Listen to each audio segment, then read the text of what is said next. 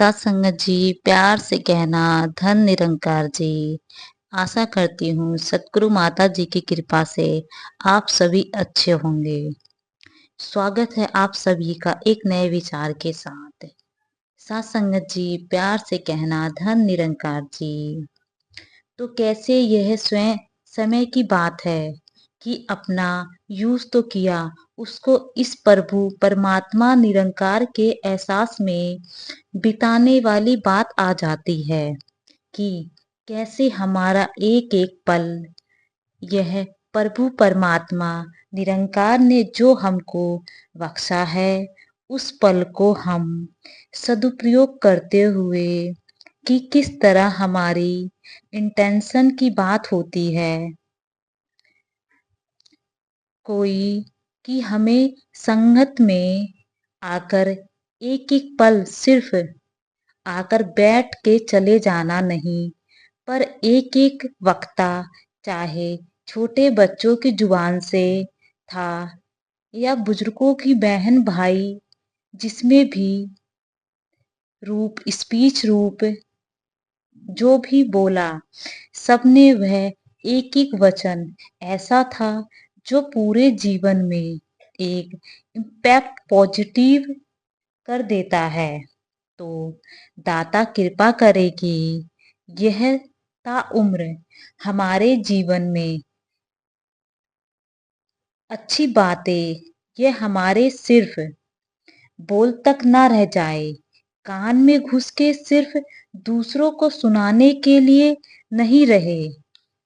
जाए, बल्कि हमारी सोच में, हमारे व्यवहार में, हमारे कर्मों में भी झलके। तो यह पंक्तियां में जिस तरह यह बात हो रही है कि हर देववाड़ी में कि यह सुख की बात है, यह जो हर एक को जो अपने जीवन में सुख की प्राप्ति करने के लिए क्या एक ही रास्ता अपनाना है। जिस तरह सभी संगत की भी बात हुई, उस तरह यही कि युगों युगों से देखा जाए तो संतों का तो दिल ऐसा ही हुआ है कि जो सिर्फ अभी की बात नहीं है, चाहे कलयुग को हो या सतयुग, द्वापर हो या कोई भी समय ले लो, कि संतों ने तो हमेशा यही चाहा है कि एक एक जो हर एक को कैसे मन में चयन दिया जाए, एक को जिस तरह अपने असली रूप इस परमात्मा का दर्श दीदार करा दिया जाए, और कैसे उस तरह फिर एक को पहचानना ना कराई जाए, अच्छे गुण दिए जाए, उसी में ही एक यह परमानेंट सुख छपा है। छोटे छोटे सुख तो कहीं ना कहीं हर समय पर मिल जाते हैं, पर ऐसा कौन सा सुख है जो हर समय एक जैसा ही है और वह उस सुख में कुछ बढ़ा ना जाए, कोई घटा ना जाए, तो वह वाला सुख तो एक विलप्स की अवस्था होती है, जो एक चैन से भी ऊपर उठ के, खुशी से भी ऊपर उठ के जो सुख है, तो वह सुख सिर्फ ही भी मिल सकता है जब हम संतों का संग कर लेंगे, कि संतों का जब तक संग हमारे जीवन को उस मुकाम तक लेकर जाना संभव नहीं होता, क्योंकि संत ही हैं जो हमको प्रेरणा देते हैं हमारे जीवन को सुधारने के लिए। और एक बार हमें वह जब पता लग जाता है कि यह क्या सच्चाई है, तो हम अपने जीवन में एक वह परमानेंट सुख, एक जो हर समय रहने वाला सुख, उसको प्राप्त कर लेते हैं। हाँ जी, भला सोचते हैं जो और का खुद अच्छे बन जाते हैं, सच्चाई के साथ रहे तो खुद सच्चे बन जाते हैं। तो यह सच्चाई तो हमेशा के लिए ही सच्चाई है। जैसे कोई सच्चा या ऐसा ही जो अभी है कुछ पल के बाद नहीं है। जैसे अभी अगर रात्रि का है समय है तो कुछ घंटों बाद वह झूठ हो जाएगा, क्योंकि वह दिन तो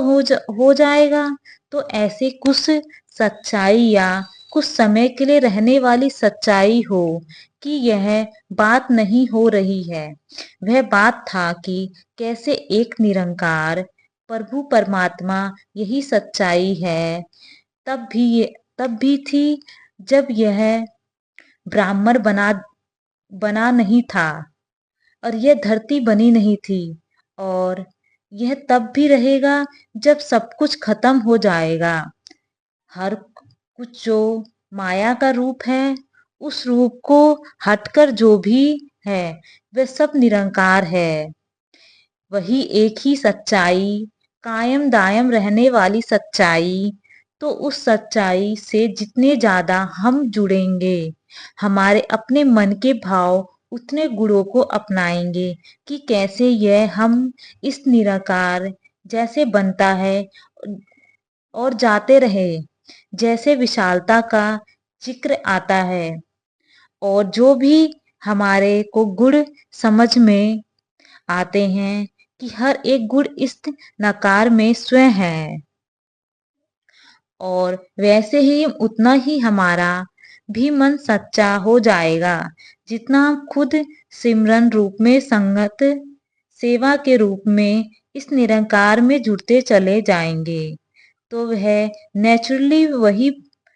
बात है कि हमारे मन में भी वही सच्चाई अपने पकड़ और बनाएगी, और हमारा मन भी फिर खुद और गलत चीजों सोचने की बजाय सिर्फ सच्चाई से ही जुड़ता जाएगा।